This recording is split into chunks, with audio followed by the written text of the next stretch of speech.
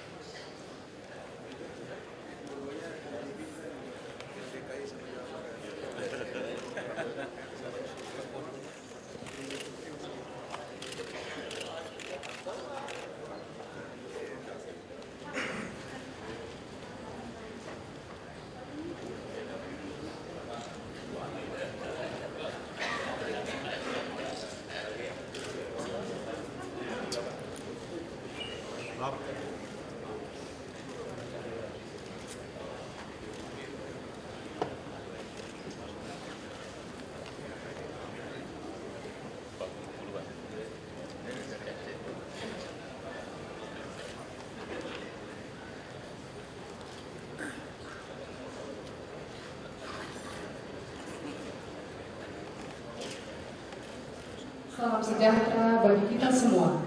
Om Swastiastu, Namo Buddhaya.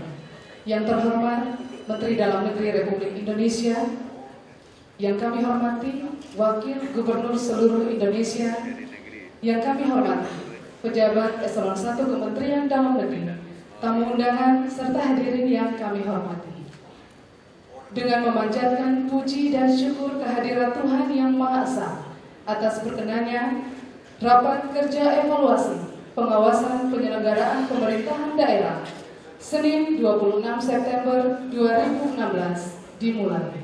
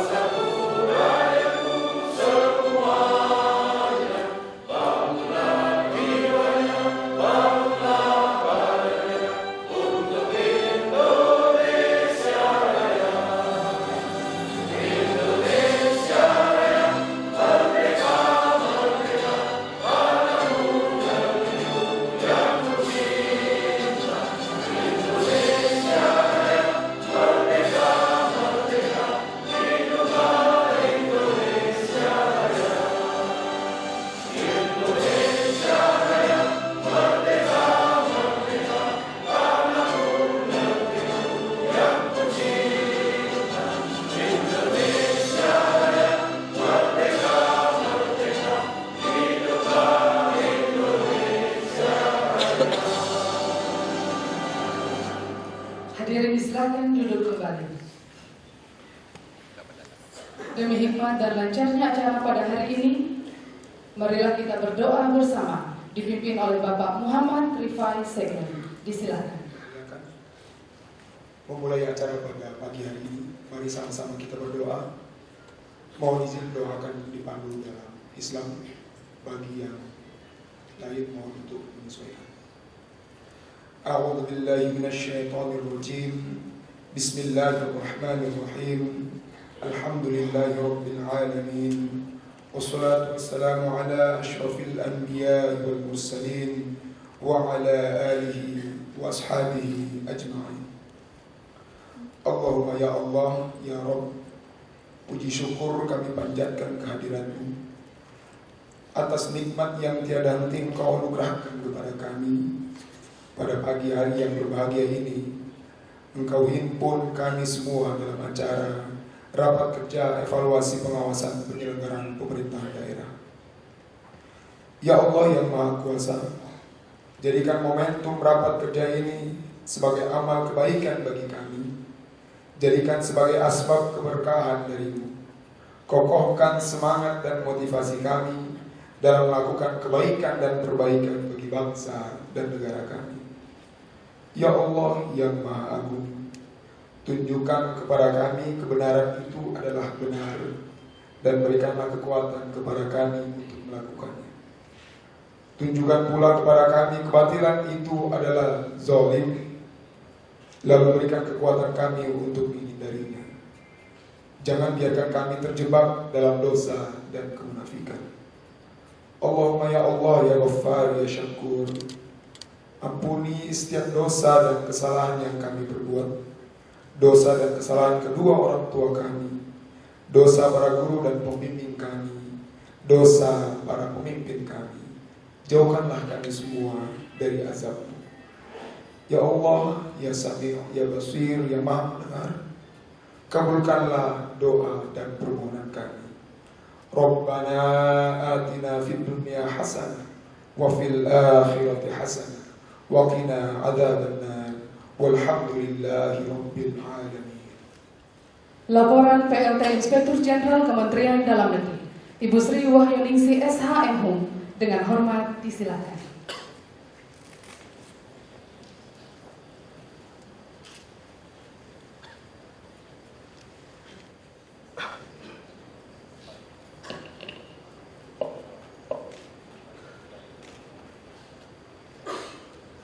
Bismillahirrahmanirrahim. Assalamualaikum warahmatullahi wabarakatuh. Selamat pagi dan salam sejahtera untuk kita semuanya. Yang terhormat Bapak Menteri Dalam Negeri, yang kami hormati Bapak Ibu Pejabat Tinggi Media Kementerian Dalam Negeri, Wakil Gubernur se-Indonesia, para narasumber yang hadir di sini, yaitu Bapak Profesor Indrianto Seno Aji yang masih dalam perjalanan, kemudian Bapak Dr. D. Andi Nirwanto SHMM, kemudian Bapak Asiolan Pasaribu, Sekretaris Ijen Kementerian Dalam Negeri, para Inspektur Jenderal Kementerian dan Lembaga, Inspektur Provinsi se-Indonesia, para Inspektur Kabupaten Kota yang hadir, Bapak-bapak, ibu-ibu peserta rapat kerja yang berbahagia. Pertama-tama, marilah kita panjatkan puji dan syukur kehadirat Allah Subhanahu wa Ta'ala, karena atas berkah rahmat dan hidayahnya kita bersama dapat hadir dalam acara rapat kerja evaluasi pelaksanaan pengawasan penyelenggaraan pemerintahan daerah tahun 2016. Bapak Menteri Dalam Negeri yang saya hormati, perkenankanlah kami pada kesempatan ini menyampaikan laporan pelaksanaan rapat kerja sebagai berikut. 1. Dasar hukum. Rapat kerja evaluasi pelaksanaan pengawasan penyelenggaraan pemerintahan daerah tahun 2016 dilaksanakan sebagai tindak lanjut dari Pasal 8 dan Pasal 373 Undang-Undang Nomor 23 Tahun 2014 tentang Pemerintahan Daerah, yang mengamanatkan bahwa pembinaan dan pengawasan penyelenggaraan pemerintahan daerah secara nasional dikoordinasikan oleh Menteri Dalam Negeri. Makna koordinasi pembinaan dan pengawasan meliputi pada tahapan perencanaan, pelaksanaan, dan pelaporan pengawasan penyelenggaraan pemerintahan daerah. 2. Latar belakang. Pelaksanaan rapat kerja dilatar belakangi semangat untuk mengevaluasi hasil pengawasan dan menginventarisasi hambatan serta merumuskan langkah perbaikan yang dianggap perlu dalam penguatan pengawasan penyelenggaraan pemerintah daerah. Pelaksanaan rapat kerja ini juga merupakan forum komunikasi, koordinasi, dan silaturahmi antara pemerintah pusat dan pemerintah daerah, khususnya aparat pengawasan internal pemerintah atau APIP. 3. Tujuan.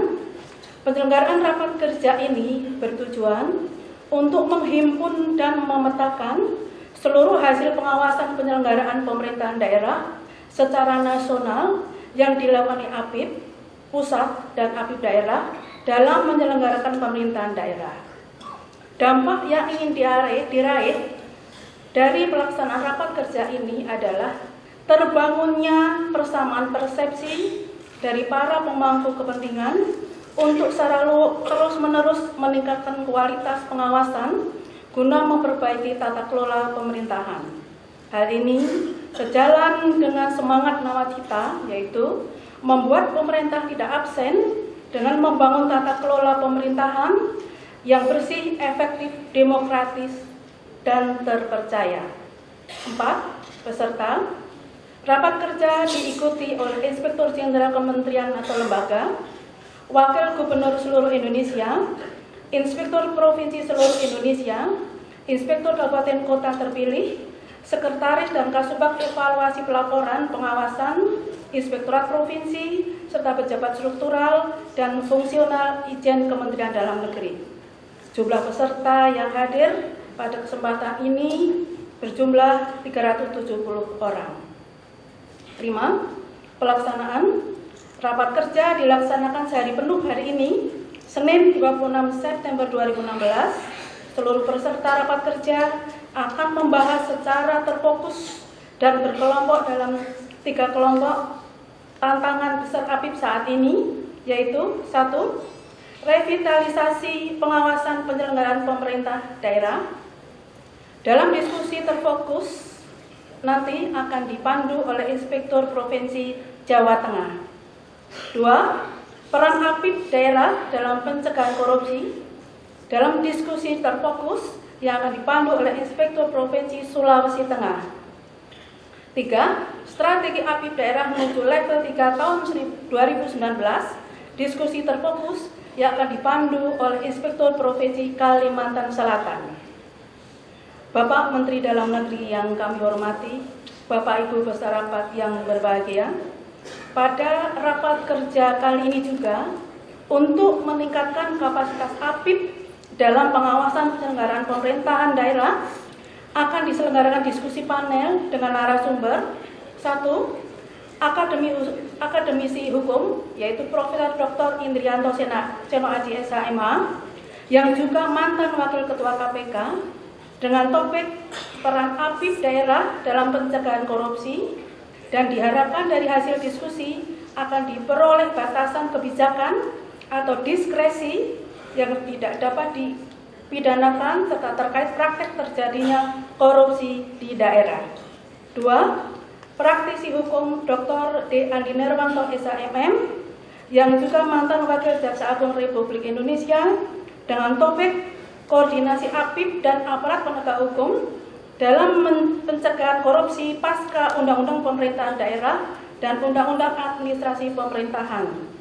Hasil diskusi ini diharapkan peserta memperoleh pencerahan mengenai batasan administrasi dan pidana, bentuk koordinasi mengenai batasan yang ideal antar APIP dan aparat hukum atau APH dalam penanganan pengaduan masyarakat, khususnya terkait dugaan korupsi serta langkah-langkah strategis dalam pencegahan korupsi. 3. Sekretaris Inspektorat Jenderal, yaitu Bapak Asiolan Pasaribu SELM, dengan tema peran APIP dalam Undang-Undang Nomor 23 Tahun 2014 dan Undang-Undang Nomor 30 Tahun 2014. Pada pembahasan ini diharapkan akan diperoleh penjelasan terkait jenis sanksi administrasi kepada penyelenggara daerah dan tata cara penjatuhannya, serta pergeseran peran APIP dengan terbitnya Undang-Undang Pemerintahan Daerah dan Undang-Undang Administrasi Negara. Bapak Menteri Dalam Negeri yang saya hormati, Bapak Ibu peserta raker yang berbahagia, di samping itu pada kesempatan yang baik ini pula akan diberikan piagam penghargaan kepada 9 pemerintah daerah yang telah berkomitmen untuk menindaklanjuti seluruh hasil pengawasan penyelenggaraan pemerintahan daerah yang dilakukan oleh Inspektorat Jenderal Kementerian Dalam Negeri, yaitu 1. Pemerintah Provinsi Kalimantan Selatan. Mohon maaf untuk Kalimantan Selatan. 2. Pemerintah Provinsi Bali. 3. Pemerintah Provinsi Kalimantan Utara. 4. Pemerintah Provinsi Maluku. 5. Pemerintah Provinsi Jawa Barat. 6. Pemerintah Provinsi DKI Jakarta. 7. Pemerintah Provinsi Kepulauan Riau. 8. Pemerintah Provinsi Jawa Tengah dan Pemerintah Provinsi Banten. Bapak Menteri Dalam Negeri yang kami hormati, demikian laporan penyelenggaraan rapat kerja evaluasi pelaksanaan pengawasan penyelenggaraan pemerintahan daerah tahun 2016. Selanjutnya, kami mohon perkenan Bapak untuk menyampaikan sambutan sekaligus membuka secara resmi serta memberikan piagam penghargaan secara simbolis kepada 9 pemerintah provinsi yang telah berkomitmen menyelesaikan hasil pengawasan Kementerian Dalam Negeri. Akhirnya, kami atas nama penyelenggara mohon maaf kepada Bapak Ibu undangan dan seluruh peserta rapat kerja manakala terdapat kekurangan dalam penyelenggaraan rapat kerja kali ini. Sekian dan terima kasih. Billahi taufik wal hidayah. Wassalamualaikum warahmatullahi wabarakatuh.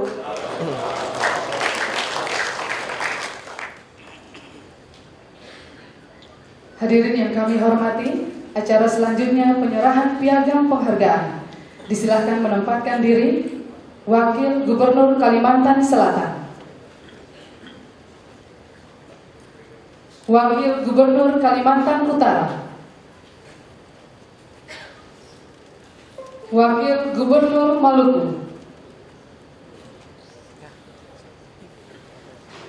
Wakil Gubernur Jawa Barat.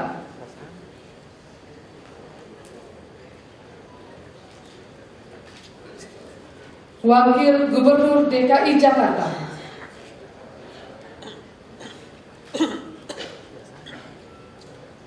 Inspektur Provinsi Bali.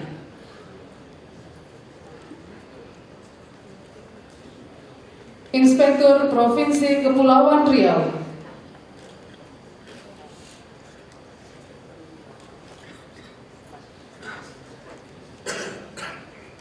Inspektur Provinsi Jawa Tengah dan Inspektur Provinsi Banten.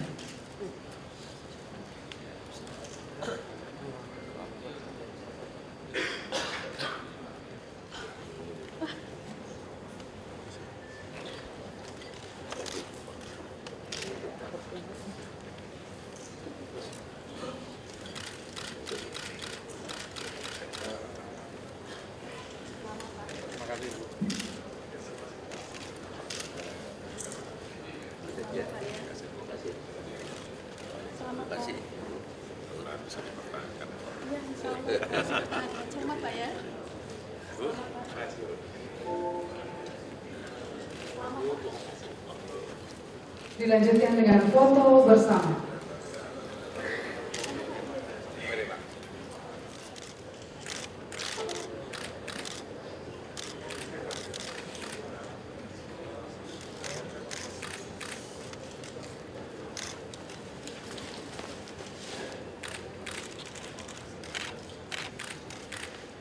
Assalamualaikum warahmatullahi wabarakatuh.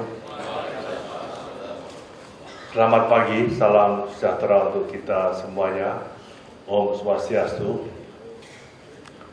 Yang saya hormati para wakil gubernur yang hadir, yang saya hormati yang mewakili para gubernur dan seluruh peserta acara dari Inspektorat Jenderal Kemendagri yang hadir dan teman-teman pers, para pejabat eselon 1, eselon 2, dan para pembicara yang nanti akan menyampaikan materi yang saya hormati.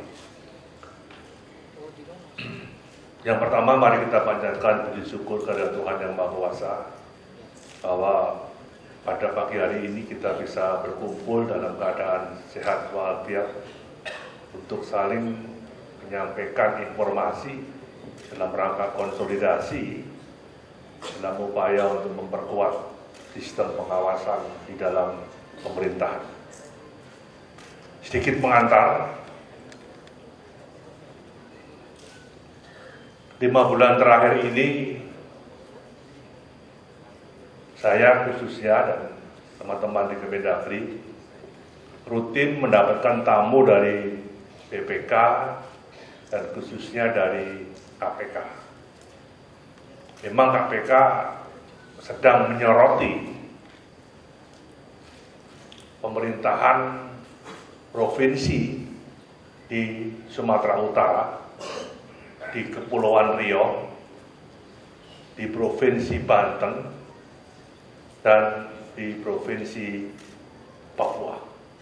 Apakah mekanismenya nanti ada perwakilan KPK di provinsi tersebut, bagi kami tidak menjadi masalah, tapi yang penting ini warning.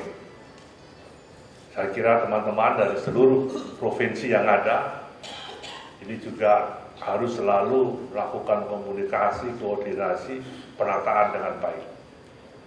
Dan hasil pertemuan antara pimpinan KPK, Kepala BPKP, kami, memang prinsip membangun model e-planning itu saya kira harus mulai dipersiapkan dengan baik pada seluruh jajaran pemerintah. Yang kedua, pemerintah pusat punya komitmen untuk membangun secepatnya tata kelola hubungan pemerintah pusat dan daerah yang harus semakin efektif, semakin efisien, taat kepada aturan-aturan yang ada, mempercepat proses reformasi birokrasi, dan dalam upaya untuk memperkuat otonomi daerah. Ini prinsip yang ingin kita bangun. Apapun pemerintahan itu adalah satu. Ada pemerintah daerah, itu adalah bagian dari daerahnya pusat, karena ada pemerintah pusat. Ada pemerintah pusat, itu adalah pusatnya daerah.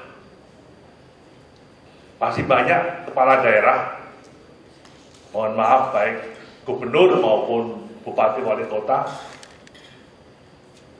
mungkin belum paham, mungkin belum diinformasikan adanya aturan-aturan yang berkaitan dengan undang-undang ataupun perda-perda yang dibuat di pemerintah daerahnya sendiri, merasa tidak bertanggung jawab. Kenapa ini dibuat? Tapi tidak tahu masalahnya, kenapa harus diambil alih oleh pusat. Ya, kami jelaskan, ini undang-undang. Oh, ada undang-undangnya tuh. Ada juga bupati. Saya baru menjabat bupati 2 tahun. Perda-perda sebelumnya itu bukan tanggung jawab saya. Nah, ini kan juga tidak bisa. Nah, sekarang juga muncul tren yang baru. Setiap keputusan politik pembangunan di tingkat pusat itu sekarang mulai ada kepala daerah yang menggugat ke MK. Padahal pemerintah itu adalah satu. Ini yang kami jelaskan kepada daerah.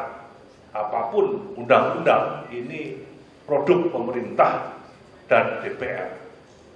Hukumnya wajib kita melaksanakan undang-undang. soal penjabaran PP-nya banyak yang belum saya lakukan karena banyak undang-undang ini kalau kita keluarkan PP-nya, contoh Undang-Undang 23 ada 19 PP, amanatnya itu pemerintahan menjadi sentralistik. Ini yang saya tidak mau. Karena apapun ada otonomi, apapun ada mekanisme pemerintahan di tingkat pusat, di tingkat provinsi, kabupaten, kota.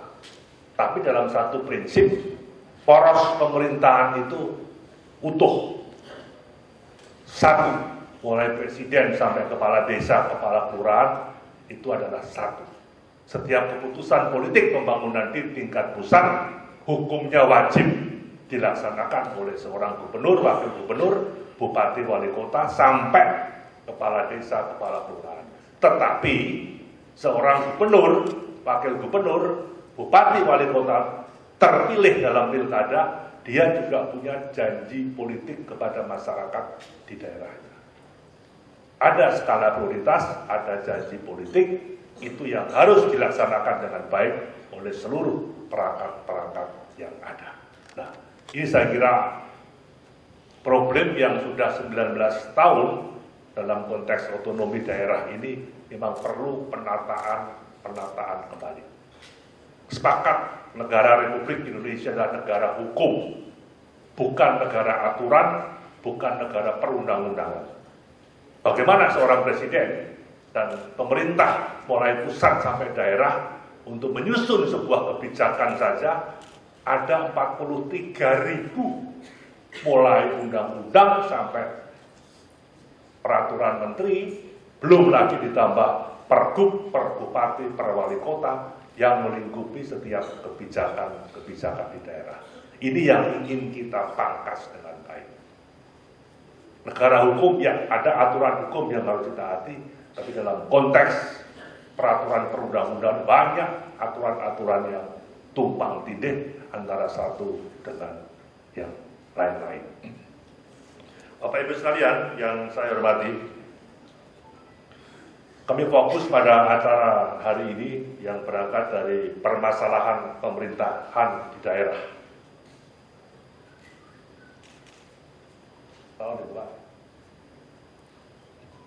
Hasil pembinaan dan pengawasan di Kementerian Dalam Negeri di tahun 2016 ini terdapat paling tidak 5 permasalahan krusial pada penyelenggaraan pemerintahan daerah. Pertama yang berkaitan dengan masih rendahnya integritas penyelenggara pemerintahan daerah. Penyalahgunaan wewenang oleh kepala daerah dan perangkatnya dalam perizinan, konsistensi dokumen perencanaan dan penganggaran tahunan daerah, kualitas pengelolaan keuangan daerah yang masih belum memadai, dan kepatuhan Pemda dalam melaksanakan urusan pemerintah daerah. Ini yang selalu kami diskusikan terus-menerus 5 bulan efektif ini dengan Kepala BPKP dan juga dengan KPK. Saya kira harus kita cermati permasalahan ini sehingga tidak timbul hal-hal yang merugikan kita bersama. Sebagai contoh misalnya, mohon maaf ini, Provinsi Riau, bayangkan 3 gubernur berturut-turut kena masalah hukum. Kalau mau konsisten KPK kemarin kita coba bertahap, saya minta bertahap.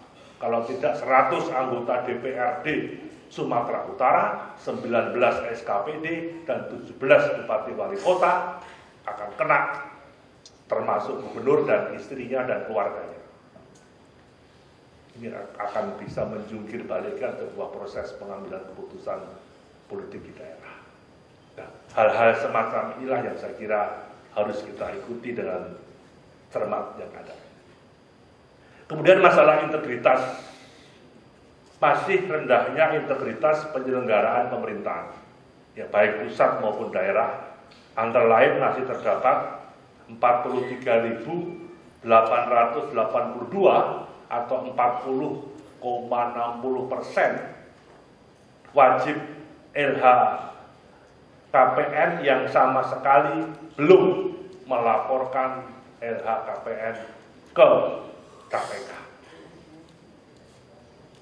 Contoh, ada seorang kepala daerah yang ditanya oleh KPK,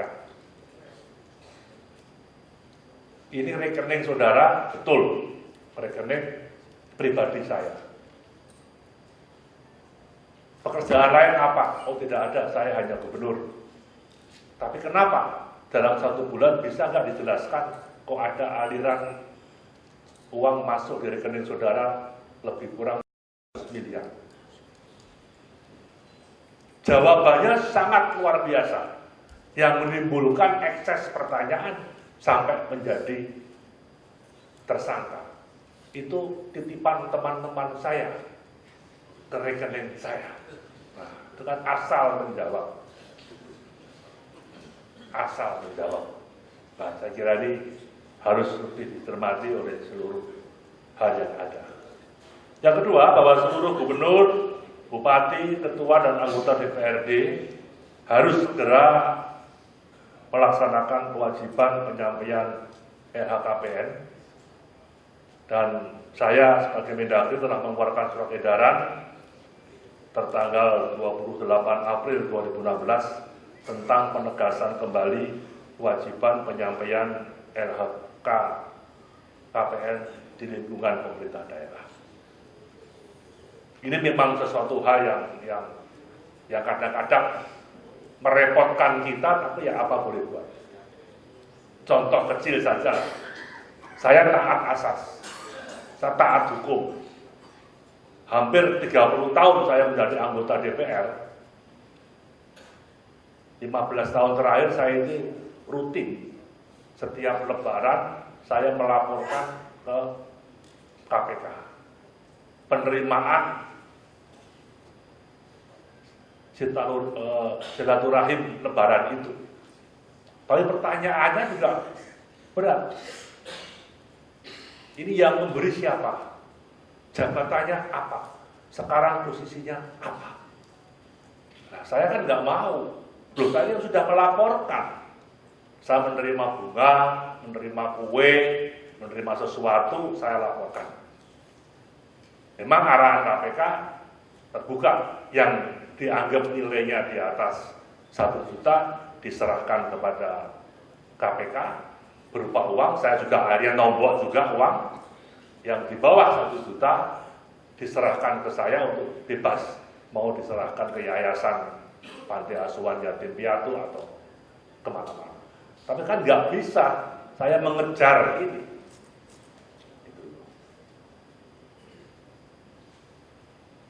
Pak Sekjen orang Palembang lebaran ngirim saya pempek, ya kan sesuatu hal yang wajar.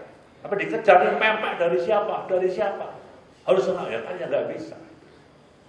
Dan saya kira sudah ada pemahaman yang sama. Kalau lebaran, kalau Natal, kalau hari raya, sepanjang di atas 1 juta ya harus dikembalikan uangnya. Kalau mungkin dapat kiriman bakso senilai di atas 1 juta ya baksonya dimakan, itu kan kita harus menyerahkan uang di atas 1 juta kepada kas negara di KPK. Ini saya kira hal yang memang harus mulai ditaati dengan baik. Penyalahgunaan wewenang, saya kira ini juga harus menjadi hal yang perlu diperhatikan bersama. Di mana peraturan daerah terkait perizinan yang tidak sesuai dengan ketentuan perundang-undangan, prosedur pemberian izin yang tidak mempedomani ketentuan, dan terdapat persyaratan tambahan di luar yang ditetapkan, besaran perhitungan nilai jaminan yang harus disetor ke kas daerah belum didasari atas peraturan daerah, bisnis proses dan standar operasional pelayanan di PTSP yang belum memadai. Kalau di pemerintahan provinsi dan pemerintahan kota madya sudah semua ada PTSP. Tetapi yang di kabupaten masih ada 25-an kabupaten yang belum melaksanakan PTSP. Sekarang kami juga sedang bergelut meyakinkan yang terhormat anggota DPR dan DPD RI untuk pemekaran daerah otonomi baru, saya kira untuk ditunda. Sekarang situasi sedang kita konsolidasi di bidang keuangan, baik keuangan pusat dan daerah. Tolong untuk daerah persiapan otonomi baru tidak dibahas sekarang. Ada 213 usulan daerah otonomi baru yang penduduknya di bawah 20.000, itu pun di markup masih mau dipecah lagi menjadi 2 kabupaten. Nah, ini banyak karena ada daerah otonomi baru yang sudah 3 tahun lebih belum mampu memutuskan ibu kota kabupatennya di kecamatan mana. Maka diajukan ke MK kalau nggak salah, kemudian usulannya lebih baik dipecah menjadi 2 kabupaten yang penduduknya saya kira tidak sampai 10.000.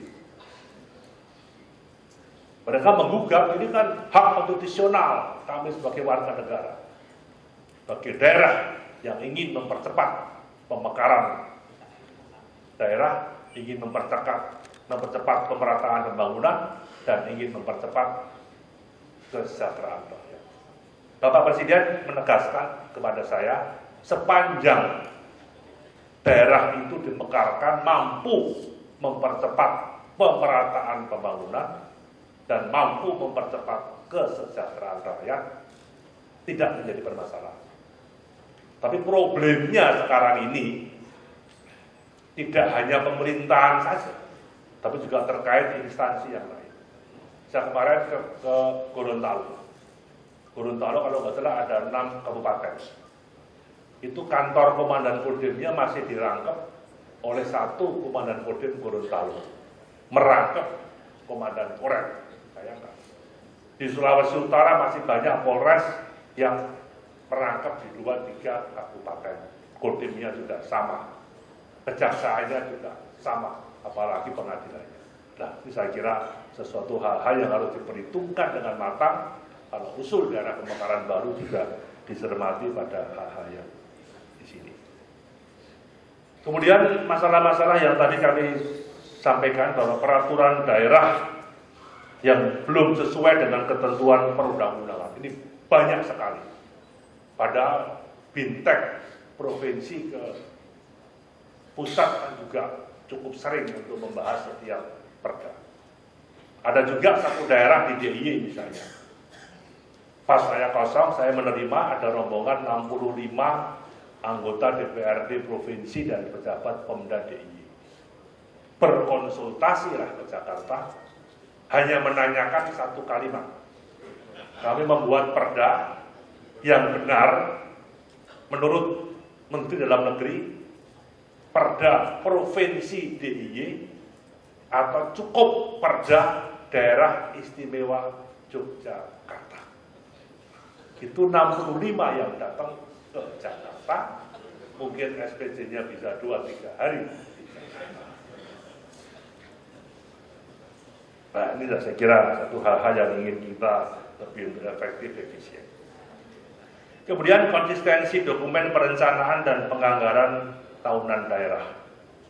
Dokumen perencanaan pembangunan daerah memang masih belum menjadi landasan dalam masalah penganggaran.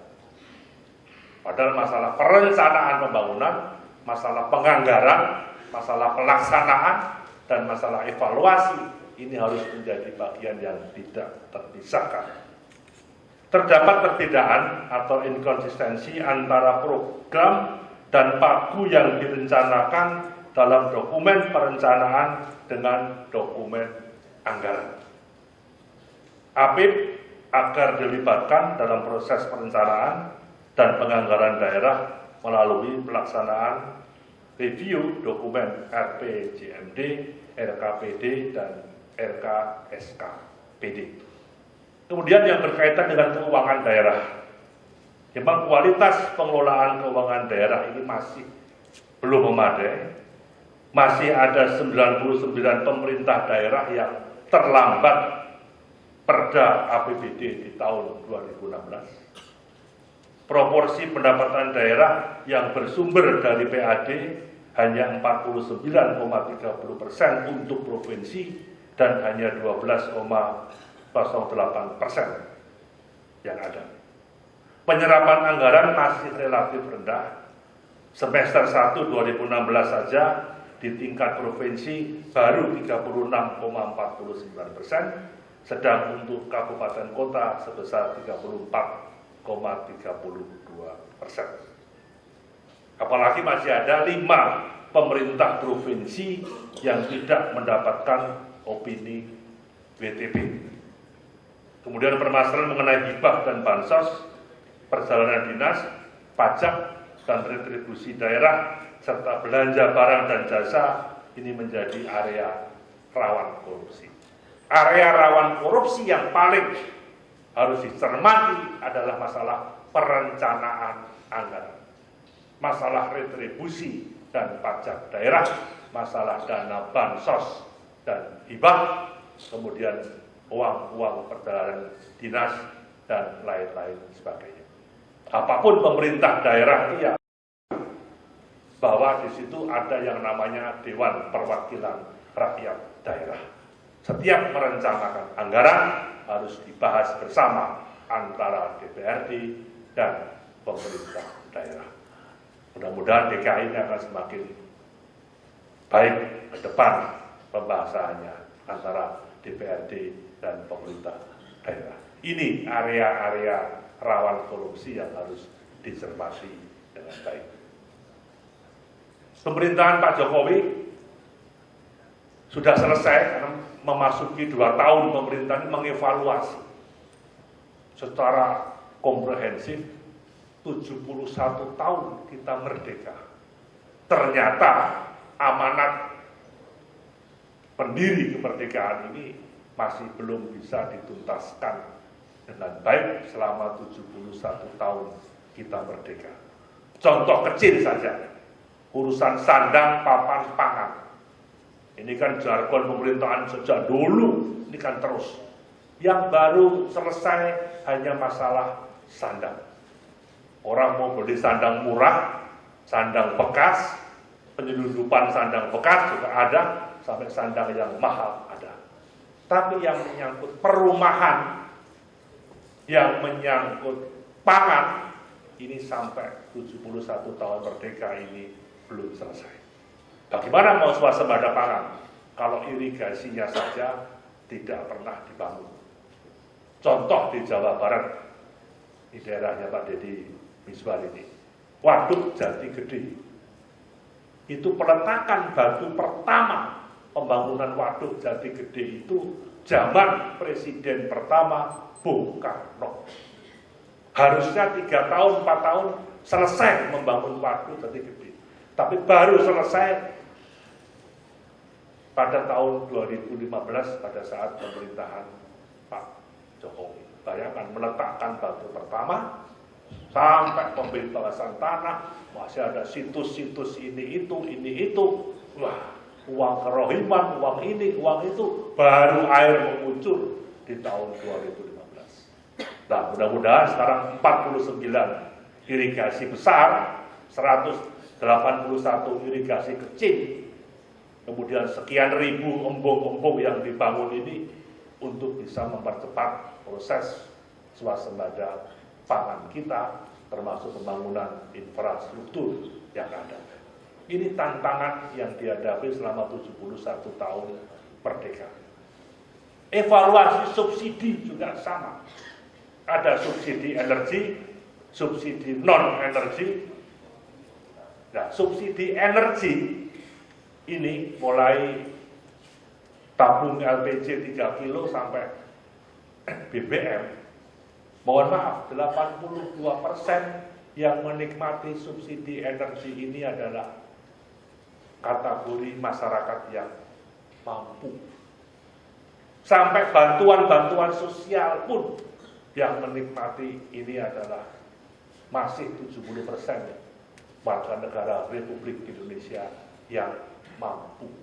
Sampai solar pun juga yang menikmati mayoritas adalah masih masyarakat yang tergolong mampu. Maka subsidi-subsidi ini harus ditangani dengan baik. Termasuk yang dikeluhkan oleh kepala daerah, bagaimana seorang kepala sekolah yang tugasnya mendidik muridnya dalam sistem mengajar di sekolahannya, tapi kepala sekolah mendapat tugas merangkap sebagai pimpro.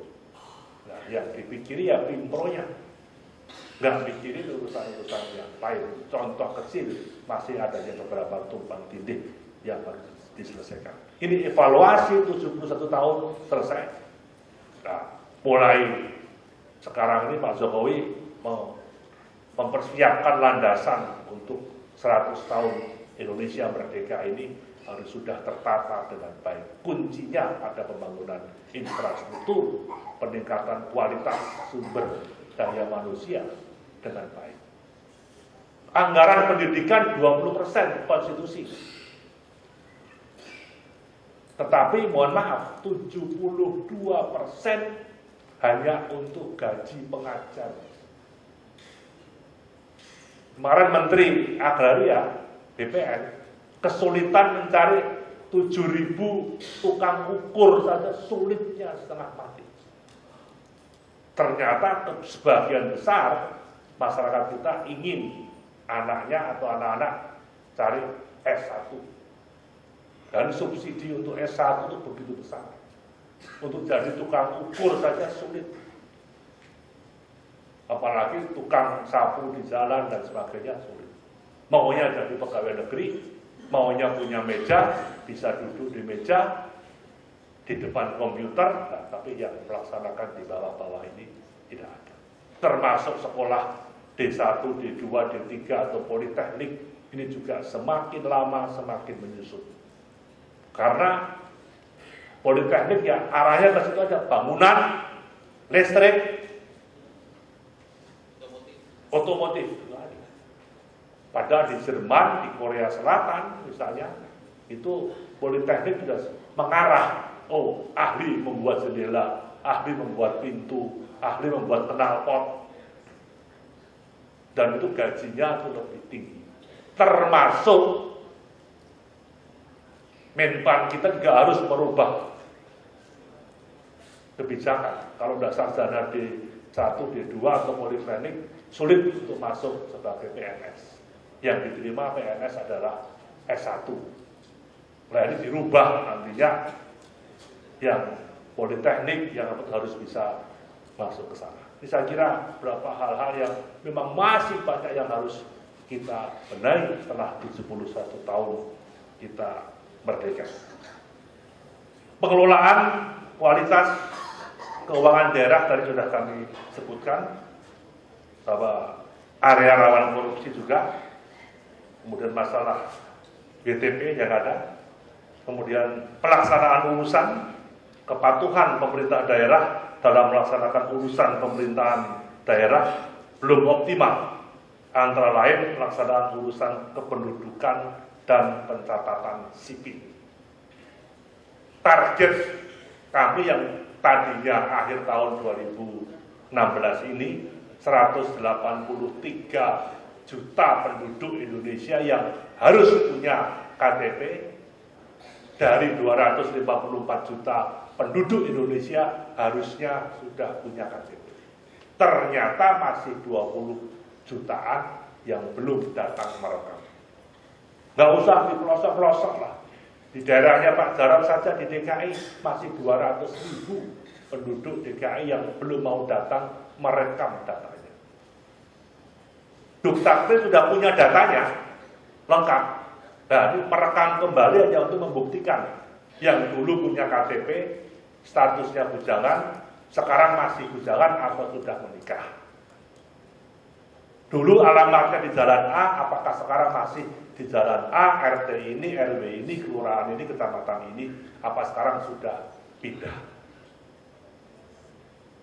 Termasuk tiap hari juga bertambah yang usia remaja belum punya KTP, masuk ke dewasa sudah punya KTP yang baru. Nah, ini yang perlu ditata dengan baik.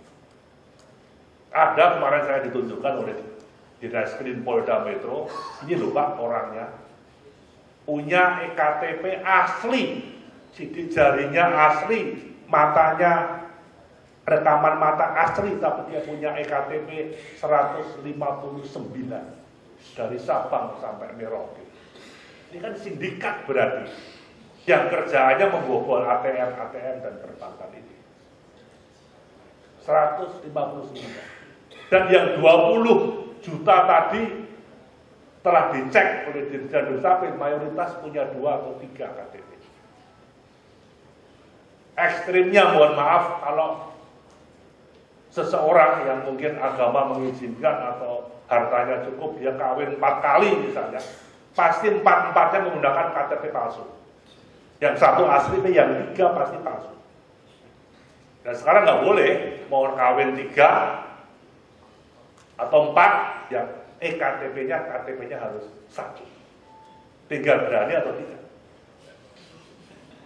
Tapi ya mohon maaf, ada teman bapak sekalian, pejabat daerah, dia seorang muslim yang taat sekali, ahli dakwahnya juga bagus sekali Pak Deddy Miswar, tapi istrinya sah 7. Iya, dengan bangga, saya setuju. Padahal agama mencatatkan agama dia 4, tapi dia punya 7. Saya kira ini pasti KTP-nya 7 ya berbeda-beda. Jadi ini pelaksanaan urusan ini harus segera diselesaikan dengan baik. Termasuk pada saat saya masuk baru 30%. Akte kelahiran dari 254 juta sekarang sudah hampir 60%. Mudah tahun depan sudah seluruh penduduk Indonesia punya akte kelahiran, punya KTP, EKTP seumur hidup, dan datanya satu, mau cari SIM, mau dapat kartu sehat, BPJS, asuransi, paspor, dan untuk ngurus pajak, buka rekening bank, itu sumbernya di satu. Ini kami ke dalam juga masih menantang. Tantangannya apa? Banyak tantangannya. Ini off the record buat pers untuk pengetahuan kita. Ada 110 juta penduduk Indonesia. Nah, data ini kan data rahasia negara yang harus dijamin oleh negara Republik Indonesia. Tidak boleh bocor atau dipegang oleh negara asing. Tetapi 110 juta penduduk Indonesia, mungkin termasuk saya, termasuk Bapak Ibu sekalian yang hadir ini, datanya, rekaman datanya ini ada di luar negeri. Karena apa? Yang menang tender EKTP kemarin, zaman periode menteri sebelum saya, itu yang menang tender adalah perusahaan Amerika Serikat. Dia yang merekam data penduduk kita, pada data ini rahasia negara. Saya lobby, saya minta datanya. Boleh Pak Menteri saya serahkan, tapi hutang departemen Anda harus bayar. Masih 90 juta belum membayar kepada perusahaan kami. Kalau 90 juta rupiah nggak apa-apa, 90 juta US. Ini off the record, jadi karena menyangkut kerahasiaan kita dan tanggung jawab saya pada Bapak Ibu sekalian yang mungkin namanya ada di 110 juta yang masih dipegang oleh negara Amerika Serikat dan India mungkin, yang saya sempat awal-awal berteriak. Bayangkan, rahasia negara, kok sampai bisa urusan rahasia negara, proyeknya dimenangkan oleh perusahaan Amerika Serikat.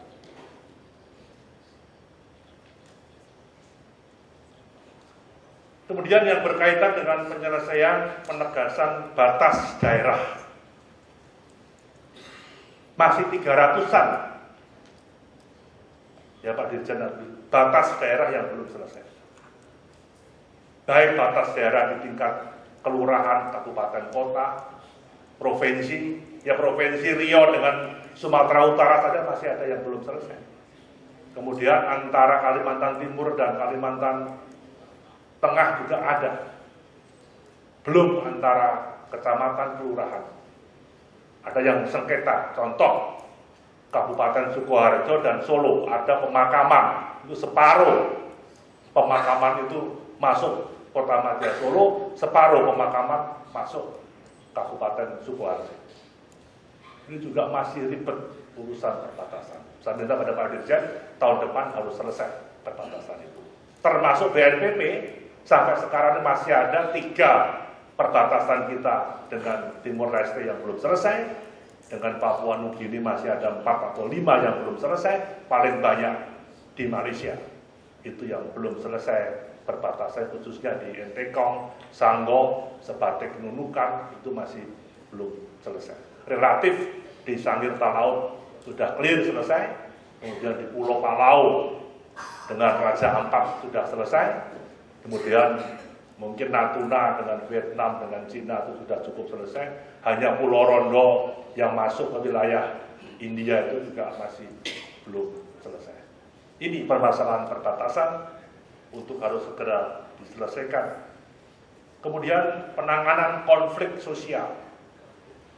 Ini juga harus dicermati dengan baik. Urusan pilkada sudah semakin dewasa. Tahun 2015 tidak ada kondisi yang cukup mencemaskan lah. Hanya satu, dibakarnya gedung KPU dan gedung Pemda di Kalimantan Tengah. Bukan terbakar loh, dibakar. Saya masih terus mengejar pada kepolisian untuk mengusut siapa yang membakar gedung KPU dan Pemda. Pembakaran gedung Provinsi Kaltara, ya karena faktor kelengahan misalnya. Tapi kalau soal terbakarnya gedung KPU di TTU NTT karena memang masalah konsleting. Kemudian beberapa hal-hal yang ribut di Pematang Siantar, di Muna, di Mamberamo, itu adalah masalah keputusan Mahkamah Agung dan MK.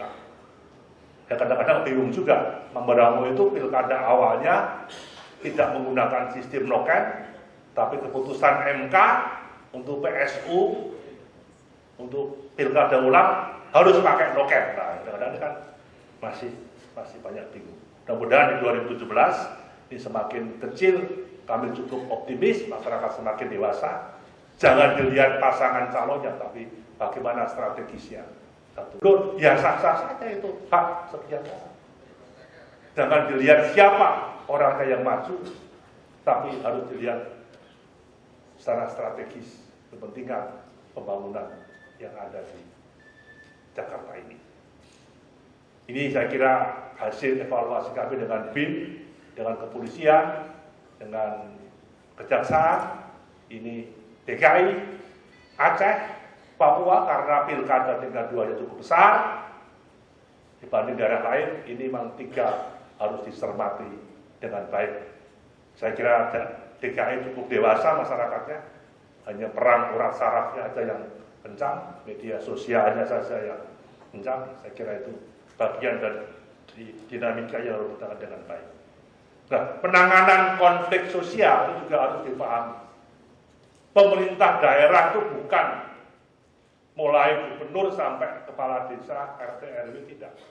Tapi di situ ada kejaksaan, ada kepolisian, ada matra TNI, ada tokoh masyarakat, ada tokoh adat, ada tokoh agama.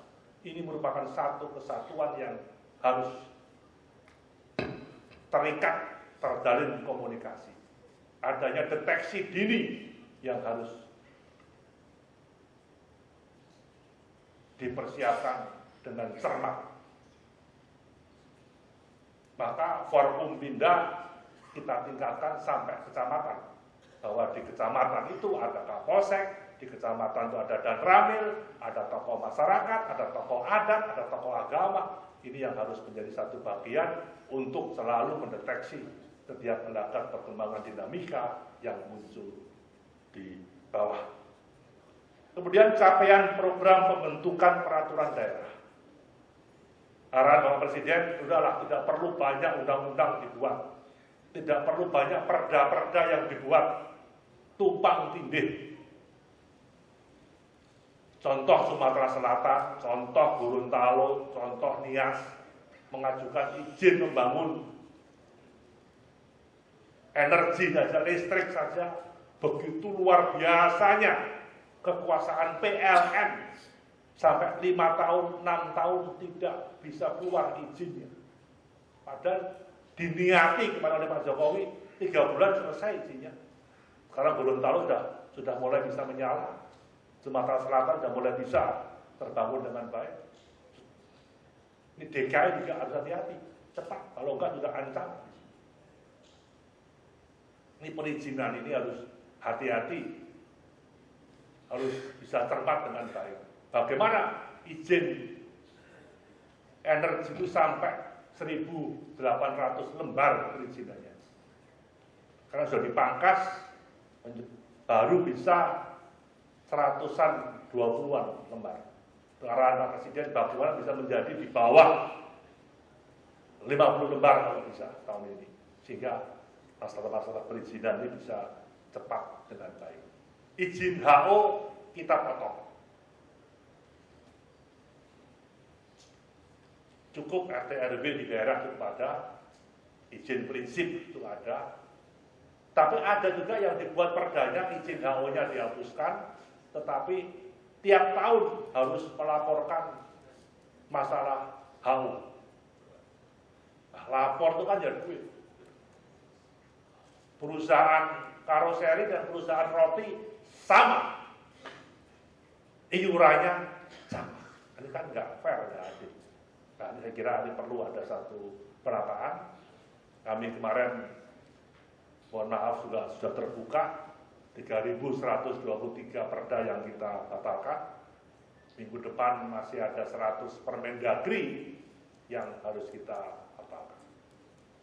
Ada satu Permendagri yang saya minta Januari 2015, hampir 2 tahun ini Permendagri ini harus dicabut. Itu sampai 2 tahun itu bulet. Sampai saya ganti dirjennya saja, dirjen baru juga masih belum menyelesaikan. Bayangkan, Pak Dirjen cabut Permendagri ini. Ini permintaan daerah. Itu 2 tahun belum selesai. Muternya luar biasa. Sekarang juga belum selesai juga. Saya kira ini banyak hal-hal yang harus diperbaiki dengan baik. Kemudian capaian program pembentukan peraturan daerah, penyaluran dana desa dan rekening kas umum daerah ke rekening kas desa. Sekarang upaya kita mengurangi pembayaran secara tunai. Semua harus lewat perbankan. Khususnya desa. Desa itu tahun depan sudah hampir 1,5 miliar per desa. Ada bantuan pusat, pasti APBD provinsi ada buat desa, pasti APBD kabupaten kota itu ada buat desa. Ini juga harus dicermati masalah-masalah laporan pertanggungjawabannya itu dengan baik. Kemudian yang berkaitan dengan promosi dan pengangkatan dalam jabatan ASN. Ini menatanya gimana ini?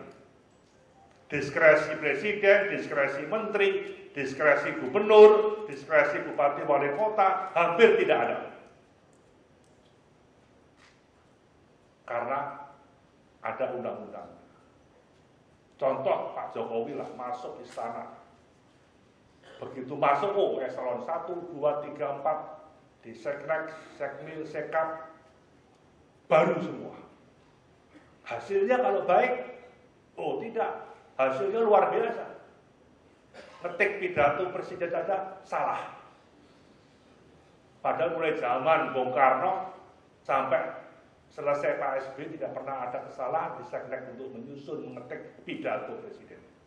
Singkatan saja salah.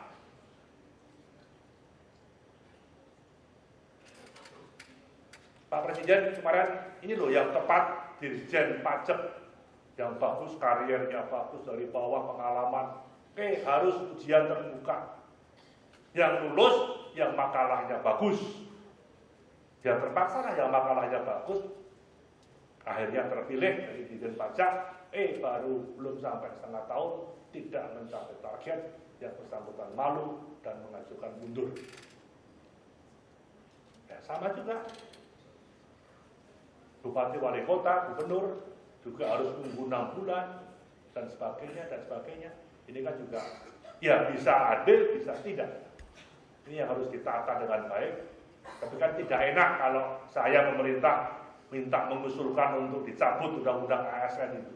Ya biarlah DPR nanti yang sudah masuk di prolegnas akan dirombak lagi. Jangan sampai pemerintahan ini terhambat oleh undang-undang. Termasuk undang-undang 23 tadi. Bahwa kalau diterapkan sentralistik melebihi zaman Orde Baru. Bayangkan sekarang saya aja urusan kepala dinas kabupaten kota tuh yang teken SK-nya tuh Mendagri. Bayangkan, saya nggak capek. Tapi ini amanat undang-undang, kan repot. Iya, urusan dinas masih ada. 2 atau 3 dinas itu yang harus SK Mendagri. Walaupun usulannya usulan bupati wali kota, usulan gubernur. Kemudian yang berkaitan dengan mencermati penyelenggaraan penanggulangan bencana. Jadi pemerintah daerah harus memahami area rawan korupsi, juga harus memahami area rawan bencana di daerahnya. Oh, ini desa ini, kecamatan ini masuk kategori padat penduduk atau tidak. Ini masuk kategori wilayah dekat gunung atau tidak, gunung berapi, atau dekat pantai yang bisa memungkinkan ada tsunami. Wilayah patahan gempa atau tidak, ini daerah longsor atau tidak. Karena yang longsor itu juga. Sampai kemarin kita teliti dengan baik, yang sudah sekian tahun kebakaran hutan, itu yang kecamatannya sama, kabupatennya ya sama, mulai di Sumatera, di Kalimantan, ya itu aja yang kebakaran hutan, tidak pernah berubah. Dan di pemahaman mengenai area bencana ini juga harus dicermati. Yang terakhir, ada saran beberapa langkah-langkah strategis. Mana dibuka dong? Bahwa rapat kerja evaluasi pelaksanaan pengawasan hari ini diharapkan mampu untuk merumuskan secara operasional bentuk dan mekanisme kerjasama APIP dan aparat penegak hukum dalam penanganan pengaduan masyarakat sesuai dengan pasal 385 Undang-Undang 23 tahun 2014. Meningkatkan koordinasi antara Itjen Kemendagri, lembaga kementerian non-lembaga, inspektorat daerah dalam pengawasan pemerintah daerah. Yang ketiga, bentuk APIP yang memiliki integritas, profesionalisme, dan kapasitas. Mewujudkan APIP yang independen, memenuhi kebutuhan jumlah personil APIP, memenuhi kebutuhan anggaran pengawasan APIP, dan memperkuat orientasi pengawasan APIP. Ini yang terus kami konsolidasikan dengan BPK, dengan BPKP, dan dengan KPK. Dan mulai masuk nanti kejaksaan dan kepolisian. Ini sudah diarahkan oleh Bapak Presiden dengan mengumpulkan semuanya. Sudah 2 kali di Bogor dan di Jakarta, bahwa kebijakan pemerintah daerah itu tidak boleh dipidanakan maupun diperdagangkan. Hasil evaluasi atau temuan BPK ada tenggang waktunya 6 bulan ya, 60 hari, ya 2 bulan. Nah, jangan baru sebulan, dalam 10 hari, nanti SKPD, Bupati Wali Kota dipanggil kejaksaan, besok panggil kepolisian. Ya, kapan kerjanya? Baru setelah 60 hari, kalau memang tidak bisa menyelesaikan dengan cepat, akan baik. Tadi contoh 9 daerah yang cepat. Mulai daerah yang APIP anggarannya kecil, sampai anggarannya besar, kayak Banten dan kayak DKI, Jabar. Kaltara kan paling kecil, tapi luas daerahnya hampir 2,5 kali Pulau Jawa. Dan saya kira contoh buat Kemendagri. Setahu saya masih ada Ditjen dan Badan yang belum selesai melunasi utangnya. Betul Bu ya? Nah, sudah Pak? Ya, syukur sudah. Jangan sampai kita teriak-teriak harus mengejar daerah, tapi hasil temuan BPK masih ada Ditjen maupun Badan yang belum mengembalikan, walaupun kecil, 2-3 miliar kan harus dikembalikan, kan tidak bisa dipertanggungjawabkan dengan baik. Saya kira ini, jadi sekali lagi di forum ini, bersabarlah 3 bulan ini. Mungkin September sudah mulai lolos, tapi masih ada Oktober, November. Mudah-mudahan anggaran ini akan bisa lebih stabil. Tapi setelah ini, saya kira ke depan selesai. Jadi tidak ada pemotongan anggaran provinsi, kabupaten, kota. Hanya ditunda, dipinjam dulu. Nanti akan diserahkan ke depan. Tapi yang penting untuk kemiskinan, untuk pelayanan masyarakat, untuk infrastruktur tidak terpotong. Hanya beberapa pos-pos lain yang perlu penghematan dan tertunda. Mudah-mudahan dari target tax amnesty kan walaupun merambat tapi kan pasti harus. Sampai contoh saya kemarin makan dengan beberapa konglomerat besar. Tanya ke saya, ini serius pemerintah? Serius pemerintah. Justru yang menjadi permasalahan di pengusahanya sendiri. Memang hidup paling enak di Indonesia. Mau beli apa, mau apa, itu paling enak di sini. Menyimpan uang juga paling enak di Indonesia. Asal membayar pajak dengan baik. Yang menjadi pikiran mereka ini, nanti pembukuannya yang saya laporkan yang mana? Ini kan angel saya jawabnya, ada yang tahu kan saudara. Bapak sekalian. Yang kedua, kalau saya declare harta saya di luar negeri, nanti kan bisa berapa Pak? Apa? Istri saya tahu nanti, anak-anak saya tahu, dan itu urusan kamu sendiri. Tapi di usia 70 tahun semua para konglomerat ini juga menyatakan paling enak adalah hidup di Indonesia. Nikmat hidup di Indonesia ini. Walaupun naik mobil mewah AC, masih bisa lihat orang bergelantungan naik bis, masih bisa ketok-ketok pintu minta jual koran, jual apa. Kalau di Singapura, di Kanada kan nggak ada suasana kehidupan yang begitu indahnya di Indonesia ini. Nah, saya kira mudah-mudahan forum ini dan khusus para inspektorat, karena Pak Wagub juga tidak penting ya, mendengarkan narasumber dari Pak Nirwanto, dari Pak Seno Aji, dan dari Ibu Sekjen ini. Dan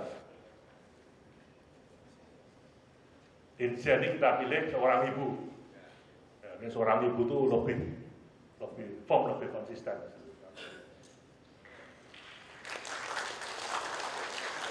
Ya, saya ingin separuh eselon 1 saya wanita itu sulitnya setengah mati mencari karena pada berdua. Nah, baru mulai bertambah eselon 2 sudah hampir 30% wanita. Nah, kalau dulu sekjennya Kemdagri itu wanita, ya maka yang lain juga sulit naik karena wanita harus 1 sekjen ya sudah. Itu cerita saja juga. Baik, Bapak sekalian, saya kira demikian yang kami sampaikan. Dengan seizin Bapak Ibu sekalian, khususnya Pak Sekjen, Ibu Dirjen, kami membuka dengan resmi acara kita hari ini. Semoga ada manfaat kita bersama untuk lebih tadi membangun tata kelola pemerintahan yang lebih efektif, efisien, taat kepada hukum, mempercepat reformasi birokrasi dalam upaya untuk memperkuat otonomi daerah dan saling mengamankan kebijakan politik pembangunan di tingkat pusat, di tingkat provinsi, dan di tingkat kabupaten kota. Sekian, terima kasih. Wassalamualaikum warahmatullahi wabarakatuh. Selamat siang. Om Santi Santi Santi. Dilanjutkan dengan pemukulan gong didampingi Sekretaris Jenderal dan PLT Inspektur Jenderal.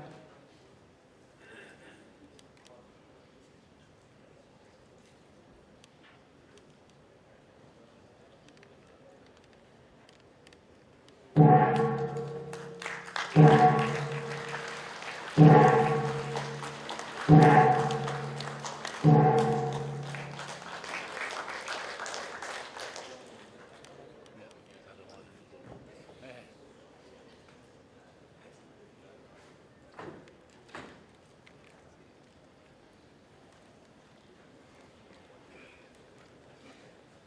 Ibu hadirin yang kami hormati, acara pembukaan rapat kerja selesai.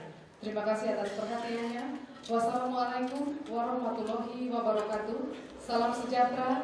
Om Santi Santi Santi Om. Namo Buddhaya. Bisa